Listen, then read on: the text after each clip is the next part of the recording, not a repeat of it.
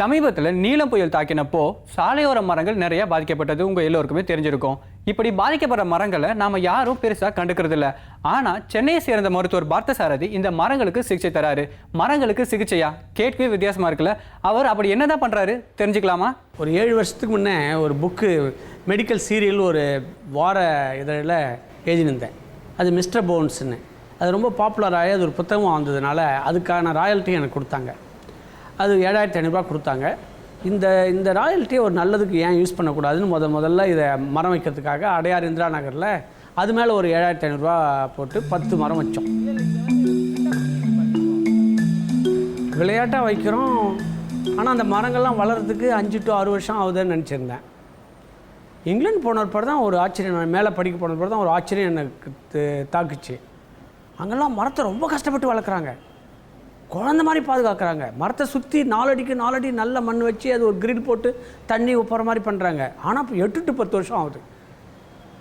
அதுவும் அந்த வின்டரில் 4 மாதம் ஒரு இலை கூட இல்லாமல் அப்படியே மொக்கையாக நிற்கும். என்ன இது பட்டுப்போன மரமானு பார்த்தா ஸ்ப்ரிங்கில் கொஞ்சம் கொஞ்சம் இலை வந்து கொஞ்சம் கொஞ்சமாக பெருசாகி ரொம்ப அழகாக இருக்கும். மொத்தமே 5 to 6 மாதம் தான் அங்கே மரமே வளருது. மற்ற நாளெல்லாம் அப்படியே தன் உயிரை குளிர கையை பிடிச்சின்னு இருக்குது. நம்ம ஊரில் மரங்கள்லாம் வருஷம் ஃபுல்லாக வளருது. அதுவும் முக்கியமாக வெயில் நாளில் நம்ம நல்ல தண்ணி கொடுத்தோம்னா ரொம்ப சிறப்பாகவே வளருது. இதை வச்சுட்டு நான் பார்த்துருப்பாடு இது நம்ம ஊரில் நல்ல மண்மேடை அமைச்சு ஒழுங்காக பாதுகாக்க கொடுத்தோம்னா 3 to 4 வருஷத்தில் பெரிய மரமாக்கிடலாம். சென்னையில் பொது இடத்துல மரம் வளர்க்குறதுனா பெரிய சேலஞ்சு.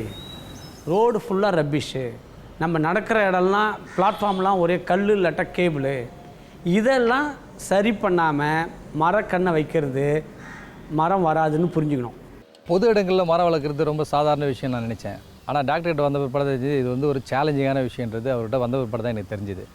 ஏன்னா நம்ம வந்து இங்கே இருக்கிற சென்னையில் வந்து நம்ம டக்குன்னு ஒரு பள்ளம் தோண்டி ஒரு மரத்தை வைக்க முடியாது. முறையாக வந்து நம்ம மண் வேலை செய்து தான் மரம் வைக்கணுன்றது அவர்கிட்ட தான் வந்து கற்றுக்கிட்டேன். அதுக்கப்புறம் வெறும் மரம் வச்சா மட்டும் போதாது, மரம் யார் வேணாலும் வைப்பாங்க.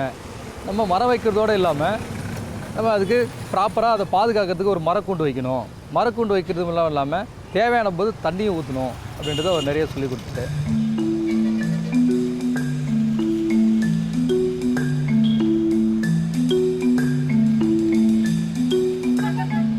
மரங்கள் உடைந்தா, அதாவது அதுக்கு பாதிப்பு ஏற்பட்டால் இதில் எத்தனை டைப்பு வரும்?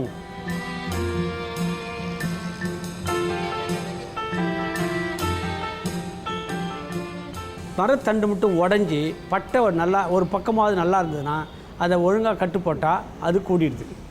இது எங்களுடைய அனுபவம். 2வது, மரப்பட்டை ரொம்ப டேமேஜ் ஆகிருந்ததுன்னா அதை கட்டு போட்டாலும் சரியாக கூடுறதில்ல. அந்த மாதிரி சமயத்தில் எந்த இடத்த டேமேஜ் ஆகிருக்குதோ அதுக்கு மேலே மட்டும் அதுக்கு அந்த லெவலில் மட்டும் வெட்டி விட்டுட்டா கீழேருந்து துளிர் வந்து அந்த மரம் நல்லா பழச்சிடுது. 3rd, மரம் வேரோட சாஞ்சி இருக்கிறது. இதுக்கு வைத்தியம் பண்ண முடியும். இந்த மரத்தை வேர்கள் மேலும் அடிப்படாமல் கேர்ஃபுல்லாக நிமித்தி அதை நிறுத்த வச்சு அதை ஒரு கயிறு கட்டி நல்ல மண் மேடையை பழையபடியாக அமைச்சாக்கா இந்த மரங்கள்லாம் பழச்சிடுது. அடுத்தது, மரம் காற்றால் சுழற்றப்பட்டு வேர்லேருந்து பிடுங்கி அப்படியே உடஞ்சிடுறது. இந்த மாதிரி மரங்களை காபந்து பண்ண முடியாது. இதற்கு அந்த மரத்தை எடுத்துட்டு புதுசாக மரம் வைக்கிறது தான் நல்லதுன்னு புரிஞ்சுக்கணும்.